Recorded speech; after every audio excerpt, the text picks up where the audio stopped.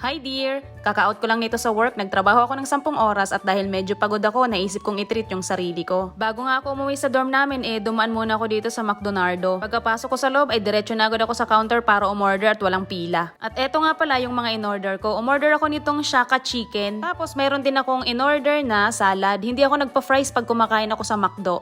Nagpapanggap akong healthy living. Tapos hindi rin ako nagso-soft drinks kaya yung in-order ko hot tea. At ito naman yung paborito kong orderin na burger, yung double cheeseburger. Dear, dito pala sa Japan, ang mga McDonald's walang kasamang kanin at chicken sa menu nila.